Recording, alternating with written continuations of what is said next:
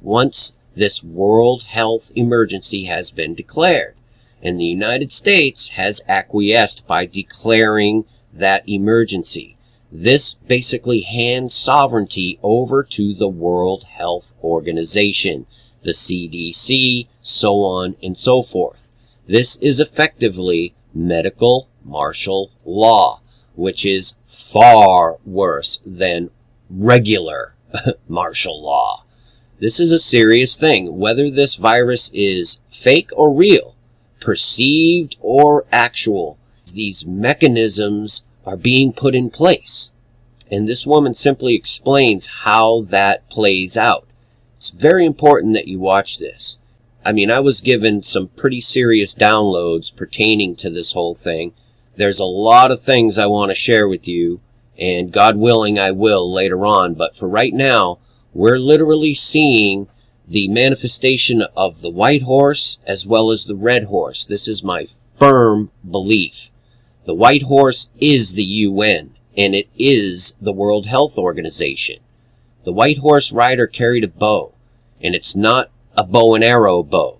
It's called a toxon, and it is the simplest of fabric. This is meaning coming from a plant like a tree or hemp or something, right? But the base of it is the word techo, which is to produce from seed. Now, you got to understand this. The World Health Organization is the serpent on the scepter, on the staff, on the UN map with the 33 sections. And around this map is a wreath, a crown, which is exactly what the crown the white horse rider wears, a Stephanos, to twine or wreath. The wreath of the UN and World Health Organization. This is the seed of the serpent, and it's come forth to conquer and to conquer, to pursue, prevail, and to get victory. The corona, also known as a crown, is simply a mechanism, and it appears as though they are putting this mechanism in full effect, bringing forth the red horse. The red horse comes to take peace from the earth and for men to kill one another. And he's given a great sword, which defines as war, judicial punishment. And let's not forget, this virus comes from Red China, whose mascot basically is the red dragon. So anyway, this is the Federal Register that we're going to dig into. So right now, what we have going, before I dig into the Federal Register, is algorithmic warfare.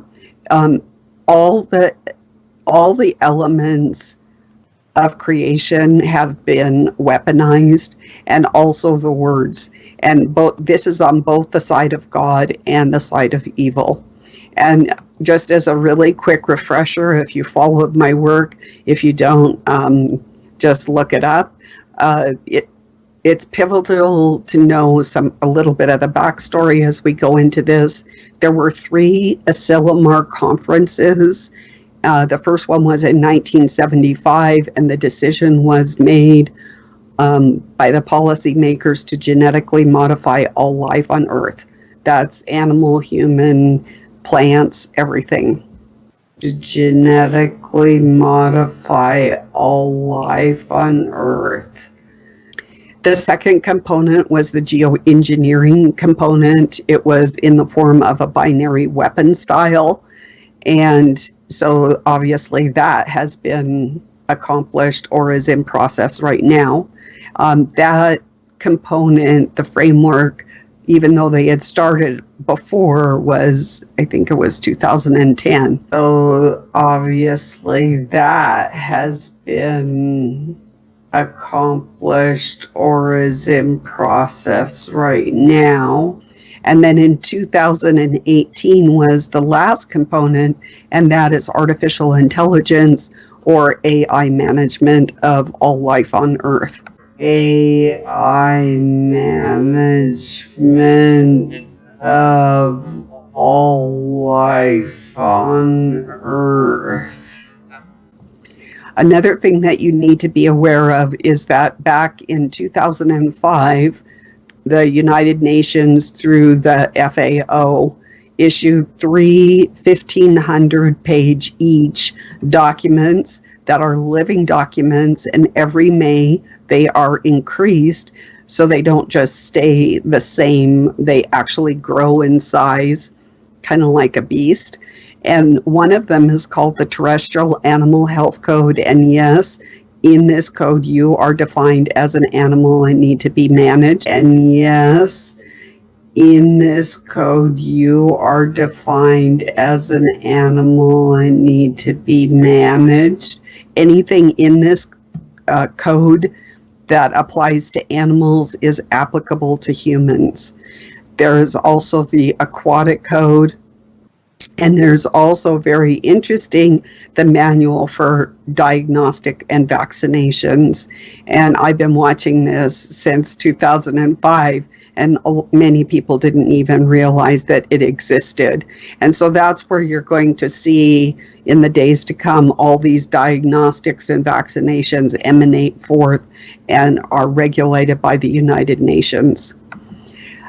It's also important for you to realize that independent labs are extremely rare right now. Maybe there's a handful of them, but almost all the labs are a part of the system, the global system already. And let's say they say that you have some sort of a pathogen and you don't believe them, and you want to get a third party opinion or independent opinion on whether you have this pathogen or not, it's almost going to be impossible for you to get that, because they're all the labs are one with, like I said, there's a few independent labs, like probably Mike Adams is one of the few independent labs, but for the most part, they're all going to be lockstep with the same message. After the World Health Organization declared the 2019 novel coronavirus a public health emergency of international concern, the White House, in harmonization with the World Health Organization, did their announcement. And we must pay particular attention to what they said. They are operationalizing. This is an operation, and it is a multi-layered cross-agency public health response. And what you need to know is within our Constitution, at the time our Constitution was formed, public health was a big issue. We didn't have the sanitation. There wasn't the access to running water or, basic understanding of different health things that we have and take for granted today. And so the founders of the Constitution, conscious that they wanted a healthy people, they kind of left public health out on its own, apart from the Constitution. But right now, global entities see those holes in the Constitution, and if you say, or if you use the words for the health, safety, and well-being of the public, that basically suspends any constitutional protections that you have, and you really need to understand that. Another thing, just before we dig in, we got a couple more things, and then we'll just dig right in. First off, the coronavirus, I've been hearing, oh, this is just a coronavirus. That's, you get this little tiny cold and you're going to get better in no time at all. You need to understand that the novel in front of the coronavirus means that this is a laboratory engineered virus. You might want to think of it as a GMO of viruses, and it is weaponized. It has potential for great devastation. Whether it's real or perceived, this is the biological 9/11 attack that has been unleashed upon the world. So what has been established, because they knew that this was coming, is a pan enterprise architecture for biosurveillance with interoperability. And what that means is, I mean, it's got several parts to it. There's loose coupling, there's contracts, which we're going to discuss. There's autonomy, there's the AI portion. This is going to be run by artificial intelligence, abstraction, reusability. Everything has to be reusable these days. Composability, statelessness, so it goes beyond sovereign borders. And as I've stated for the last several weeks, that this is sovereignty's last hurrah. After this, we're going to see a real concerted effort by global governance to eradicate states. This is sovereignty's last hurrah. And you might think, oh, this is new. This is just this novel coronavirus is something new. No, actually, it was cited in the August 15th, 2016 Federal Register for under severe acute respiratory syndrome, which was also related to the Middle East respiratory syndrome, which is MERS, and also related to hemorrhagic fever, Lassa, and Ebola, and also the highly pathogenic avian influenzas H5N1 and H7N9. So now what we are going to be looking at today is the Federal Register proposed regulations. They were submitted by the Health and Human Services on August 15th, 2016.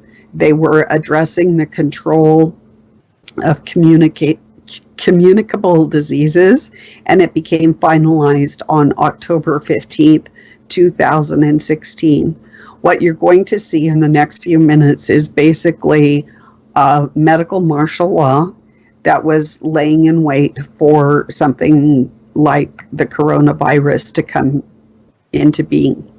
So to really understand it, what I'm going to focus on today, although the document itself is 88 pages, are the definitions, because you might run into this tomorrow. I'm not saying that you will, and God forbid you won't, but it is possible, and that when the WHO did their announcement and when the United States did their announcement, it basically changed our paradigm.